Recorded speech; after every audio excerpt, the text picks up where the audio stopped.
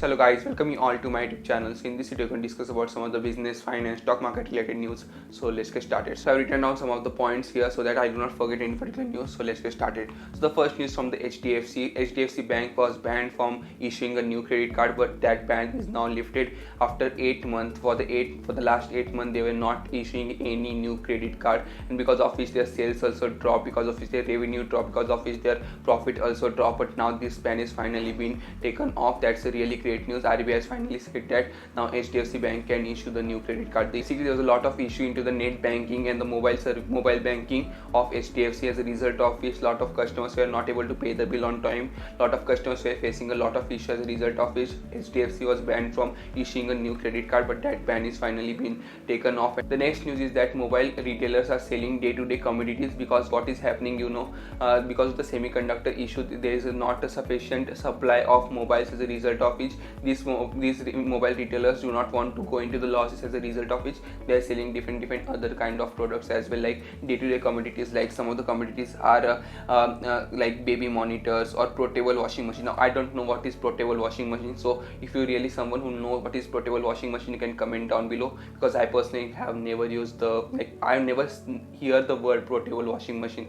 But these are different day-to-day commodities. These particular people are selling. Also they're selling coffee machines as well. So these are different kind of stuff mobile retailers are selling, so that they do not so that they can basically reduce the losses. So the next news is related to semiconductor shortage only. Because of shortage of the semiconductor and chipset shortage, many of the car brands like Tata, Mahindra, Hyundai or Suzuki are coming with a lower variant. Basically, in this lower variant of their cars, they do not have anything like they do not have the digital screen, they do not have the radio. But basically this radio, digital screen, then software facilities, many of the other kind of facilities which basically provide a really great user experience in the car will not be present in this lower variant.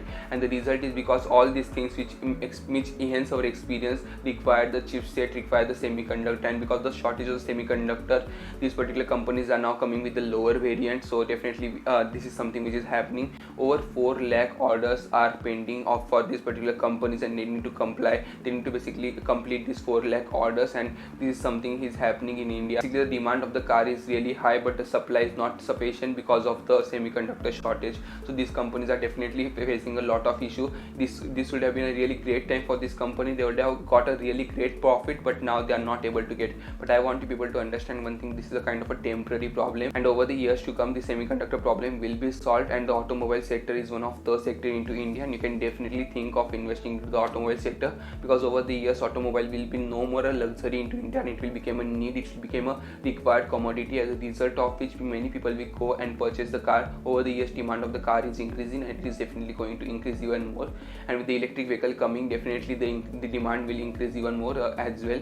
So you can definitely invest into the car now if you are getting the stock at a lower cost. Because of this kind of problem, it is the perfect time, because these are all the external problem. There is no issue in the companies, or there is no problem in the company, but these are the external problem which will be solved. This is a temporary problem. So basically, you can think and invest into the car sector or the automobile sector. Next news is from the TCS. TCS has become the only second company in India to cross the 13 lakh crore mark. So their market capitalization has gone over 13 lakh crore, which is a great news for the TCS, or the investor of the TCS and the TCS company. We all know TCS company is one of the company, it is one of the stock, and you can blindly, I personally think you can blindly invest into this particular company. Over the year, you will get a good return. This particular company has given 58% returns in the last 1 year. So definitely a great company. I really like this particular stock of TCS, and I guess on Tuesday the stock gone like 1 or 2% up, as a result of which the market capitalization also increased. And over the years, even their last quarter result was quite significantly good. So all these things are kind of giving the good result, and because of which many investors are kind of optimistic for this stock, and the stock is going up. And even the market capitalization has touched 13 lakh crore market capitalization. Only the second company in the stock market of India. The first company is Reliance Industry, and now this is the second company. The next news is from the insurance sector. So because of the COVID-19 situation, what happened, many people started going for the insurance. The demand of the insurance increased, and the awareness of the insurance increased. You can say awareness, not demand, but awareness of the insurance increased, as a result of which demand also increased. And at that time, many of the stock analysts said that go and invest into the insurance sector, and definitely there is a lot more penetration in the insurance sector. But now the insurance companies are going into bit of losses because the second wave, what happened, many of the COVID-19 claims came. So because of the second wave, there's a lot of COVID-19 claims came, a lot of people, basically medical claims and health claims came. This insurance company paid a lot of money for this particular claims. At the same time, now what is happening, because of the ease in the lockdown, because of the COVID-19 cases going down, there's a lot more patients there who didn't go on to the hospital because of the COVID-19 situation. This particular patient didn't go on to the hospital because the people were frightened that if they go into the hospital and they get the COVID-19, because of which many patients who might be having a knee surgery or heart surgery, any kind of surgery, heart surgery, तो तुरंत करना पड़ेगा. And also there is a new patients also coming. So all these things are basically more and more claims of health and medical claims are coming. So all those claims of that particular times are now coming. At the same time, the claims of this particular time are coming. So basically double claims are coming. In short, there's a lot of claims of health insurance claims are coming on these particular companies, and these companies' losses are now increasing. So now many of the things are opening into the country. People are traveling. So because of which many of the accidents are also happening. So it's a brutal reality that every day many of the accidents take place, as a result of which many of the accident claims are also coming. So all these things are cumulatively basically putting a lot of losses onto this particular insurance company. Again, here I'm not saying don't invest into the insurance company, because insurance companies are really great. There's a lot more penetrations of the insurance company, and over the years these companies will give you good returns. The next news is related to the bond. So I want you to explain one of the concept of bond. So what is bond basically? So let's suppose a company ABC. So ABC come with a bond, they issue one bond, and in that bond they are saying that this is a 10,000 rupees bond. If you invest that 10,000 rupees, you will get 5% fixed interest. Now even if the company does well, still you will get the 5% fixed return. Even if the company goes really bad, till at that time as well you will get that 5% return. So basically you are giving the company some amount, and you are getting basically a bond, a paper, and you are also getting a fixed return on that particular money, and you can withdraw your money anytime you want. So that is what the basic concept of bond is. There is also sometimes in the government bond there is a lock-in period, like there is something called as sovereign gold bond, which invest into the gold. So indirectly you are investing into the gold. At the same time you are getting the fixed interest rate at the same time, and you can definitely trade it on the stock market. You can trade that particular sovereign gold bond as well, and the maturity period of that particular bond is 8 years and the lock-in period of 5 years. So that is what the basic concept of sovereign gold bond is. In the same way, there is something called as corporate bond. In the corporate bond, the company will issue some paper, and they will say that give us this much amount of money and we will give you 5 or 6% interest rate. Now that particular interest rate is called as coupon rate, okay, or coupon rates, okay. So that is what the basic concept of bond is, okay.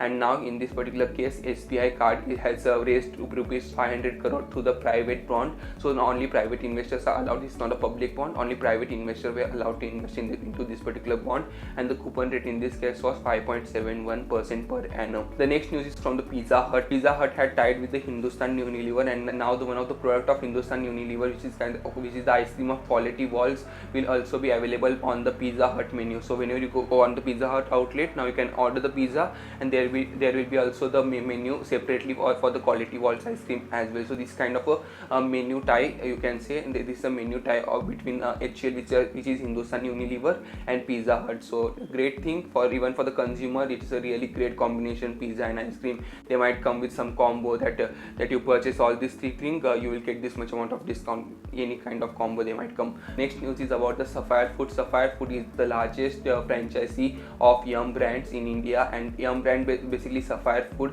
manages the supply chain of KFC and the Pizza Hut. Now you might be like, hey, Devyani International, then Devyani International, what Devyani International do? So Devyani International also manages the food chain of KFC, Pizza Hut, and this particular company also manages the chain of Pizza Hut and KFC in India. Now not just in India, they manage this in India, Sri Lanka and Maldives, and they manage over 437 stores all over these countries, okay. Now they are coming with the IPO of 1150 crore. Now if you just look at Devyani International IPO, it has gone really well. It got listed on 57% up, so definitely the IPO was really hit. It was really good, and even the demand of the Devyani International IPO was quite high into the market. Now this particular IPO is also going to come, so let's see how this IPO goes. The next news is from the Walmart. Walmart CEO said that we are going to focus will be on the Flipkart Big Billion Sale, and we want that this particular Big Billion Sale should go well into India, and is one of the big thing for us. That is what the CEO of the Walmart says. For all of those people who don't know, Flipkart was acquired by Walmart. All the functioning of Flipkart is now basically managed by Walmart. Now